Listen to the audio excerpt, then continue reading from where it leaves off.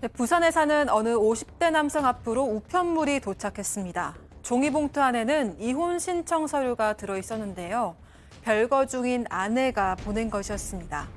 아내의 이혼 요구에 화가 난 남성, 곧바로 아내의 집을 찾아가서 강제로 농약을 먹일 것처럼 행동하면서 아내를 위협했습니다. 그리고는 며칠 뒤 아내를 다시 찾아가서 살해했습니다. 결국 남성은 살인과 특수협박 혐의로 법의 심판을 받게 됐고 재판 과정에서 결혼 생활 30년 동안 상습적인 가정폭력을 저질렀던 사실이 드러났습니다. 이런 그에게 법원은 어떤 판결을 내렸을까요? 자, 최근에 대법원 판결이 나왔는데 판결 내용 살펴보기 전에 어떤 사건인지 그 내용부터 좀 따져보죠. 네, 범행을 저지른 50대 남성은 30년 가까이 결혼 생활을 유지해온 아내로부터 여러 차례 이혼 요구를 받았습니다. 하지만 남성은 계속 이혼을 거부했고 부부는 별거에 들어가 있었는데요. 아내가 우편으로 보낸 이혼 신청 서류를 받고 화가 나서 아내가 살고 있는 부산시 사상구의 한 아파트로 찾아갔습니다.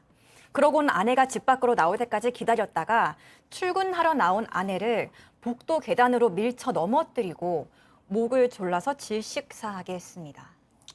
자, 그런데 저 범행을 하기 전에 경찰이 저 아내의 집을 찾아왔었다고 하던데 어떻게 이런 일이 벌어진 겁니까? 그러니까 아내가 경찰에 신고를 했던 거예요. 왜 그랬냐면 갑자기 남편이 별거 중인데도 불구하고 불쑥 찾아왔던 거죠.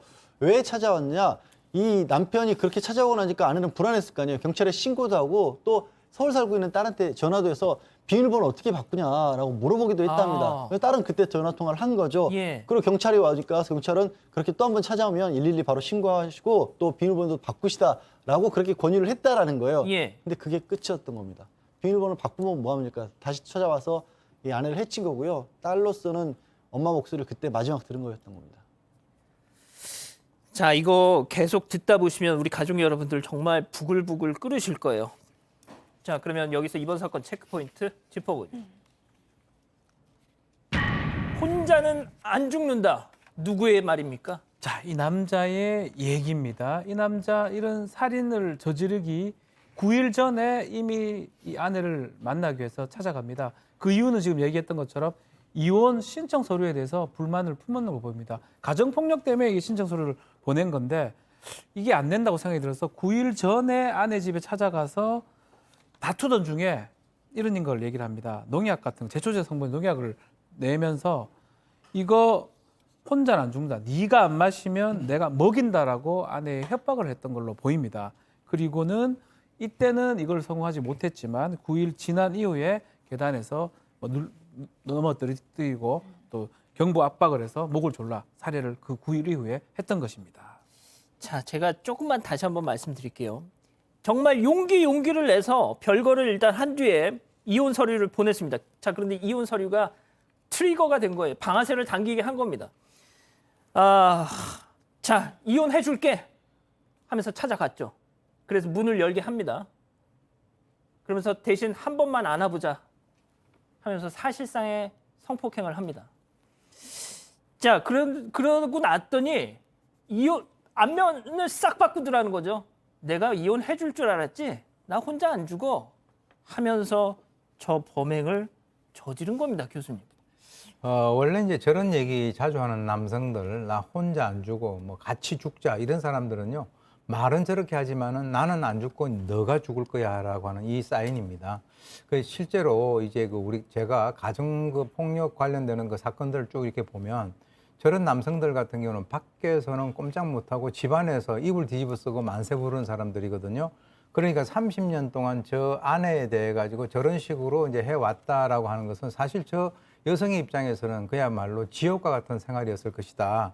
그래서 뭐 지금 이번 사건 같은 경우는 이제 그 아내가 살해됐지만 사실 아내가 남편 살해하는 경우도 마지막에 본인이 내가 죽겠구나. 그렇죠. 또는 뭐 내 아이들을 다 죽이겠구나 하는 이런 상황이 되면은 여성이 오히려 남편을 살해하는 그런 경우도 있는데 정말 사람 잘 만나지 않으면 정말 30년 동안이라는 게 우리가 옆에서 얘기는 하지만 저 사람에게 30년이라는 게 그야말로 자기 그 전 인생이 지옥 덩어리 아니겠습니까?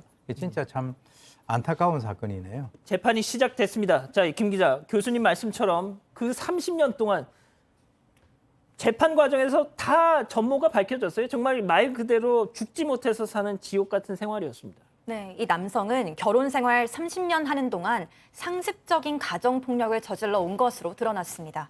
자녀들이 진술한 바에 따르면 남성은 평소에도 술에 취하기만 하면 가족들에게 같이 죽자고 폭언을 하면서 흉기로 위협까지 했다는데요. 밖에서는 좋은 사람으로 보였을지 몰라도 집에만 들어오면 폭군으로 돌변했다는 겁니다. 특히 술을 마시고 들어온 날이면 흉기를 들고 가스밸브를 자르겠다고 협박한다거나 밤새도록 아내를 성적으로 괴롭히는 날도 많았다고 합니다. 자, 이게 그냥 단순하게 이런 정도 상황만 들으시면 어떤 분들은 그냥 이혼하면 되지 왜 저러고 살아라고 할 수도 있잖아요. 그럴 정도의 수준이 아니었던 겁니다. 이 사건 들을수록 이 세상 떠난 여성에 대해서 너무 슬프고 안타깝고요. 이 남성에게는 너무나 화가 나는 그런 상황이에요. 이 폭력이 얼마나 심했으면 아내 같은 경우에는 2009년도에 이미 극단적 선택을 시도를 했다 합니다. 그리고 정말 극적으로 살아나서 도망가서 쉼터에서 피해 있었는데 예. 그러다가도 또 들켜서 또 폭력을 당했다라는 거고요. 남자가 이제는 아예 이렇게 얘기를 했다는 거예요. 너 또 한 번 도망치면 네 식구들, 친정집, 언니들 다 해치겠다. 이렇게 협박을 한 겁니다. 그러니까 이 아내는 도망도 못 가고 있었던 상황이었던 겁니다. 진짜 지옥이었죠, 삶이. 야, 이 진짜 그러니까 이게 그겁니다. 제가 다시 한번 좀 말씀드리면 교수님, 저렇게 맞고 살고 끙끙대고 그냥 견뎌셨을 때는 자녀들이 미성년자일 때였어요. 자, 그런데 이제 대학에 가고 성인이 되고 나니까 이제 자녀들도 그걸 계속 봤을 거 아닙니까? 옆에서 엄마 이혼해 하면서 힘을 북돋아 준 거예요, 옆에서. 근데 이혼 서류를 그래서 그렇게 낸 겁니다. 그런데 저런 결과가 나온 거예요. 아주 전형적인 그 가정 폭력 그 형태예요.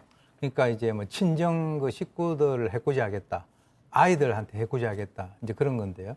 제가 볼 때는 저 남성이 이제 최종적으로는 자기가 목표로 하는 그 자기 아내를 저렇게 살해했지 않았습니까?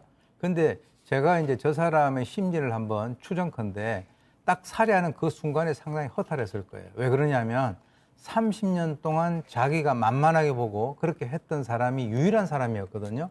만약에 옆집에 있는 그 어떤 다른 집에 있는 부인에게 저렇게 하면 바로 떼어 들어간단 말이에요. 근데 그 집안에서 그런 식으로 폭행을 하면서도 사실은 지금은 좀 달라져야 된다라고 보는데 지금은 아마 여성들이 저렇게 맞고 그냥 있지는 않을 겁니다. 그런데 글쎄요, 참 이게 같이 죽자라고 하면서도 본인은 결국은 살았네요. 자, 일단 이자는 뭐라고 자기 혐의에 대해서 변명을 하던가요? 네, 당초 검찰은 남성이 아내를 살해하고 극단적인 선택을 하려는 계획까지 세웠다고 봤습니다. 그런데 남성은 자신이 우울증으로 인한 심신미약 상태에서 범행을 저질렀고 우발적인 살해였다고 주장했는데요. 아내와 몸싸움을 하다가 목을 졸랐다거나 아내가 그 자리에서 사망한 건 아니라고 말했습니다. 자, 그랬구나, 우발적이었구나 했던 겁니까? 1심 재판부는?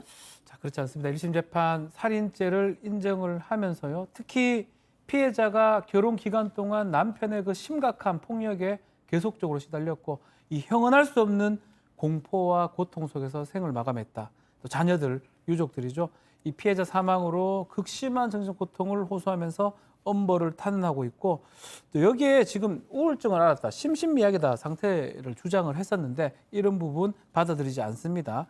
그거를 인정해서 징역 20년을 선고를 했습니다. 자, 20년도 과하다고 이자는 항소를 하고 상고까지 해서 대법원까지 갔습니다. 자, 대법원 판결은 어땠나요?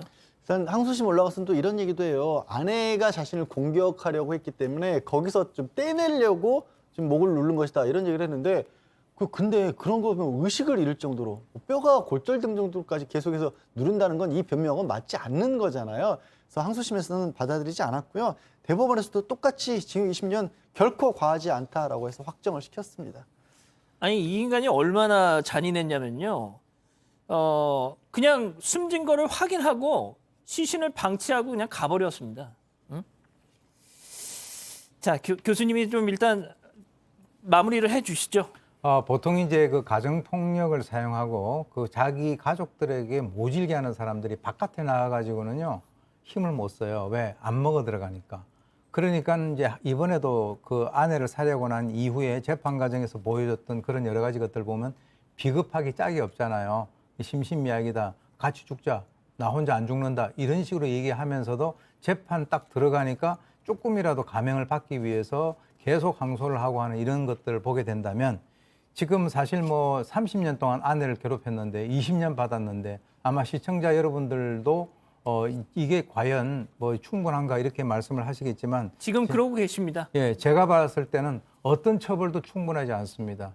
그리고 이제 우리 대한민국에서는요, 이제 그 이런 식으로 하는 것들은 이제 그만 이제 스톱해야 되고요. 제가 이제 젊은 학생들한테 물어봐요. 근데 요즘에는 맞고 결혼 생활을 할 여성들이 대한민국에는 이제 앞으로는 없을 겁니다. 남성들이 정신 차려야 됩니다.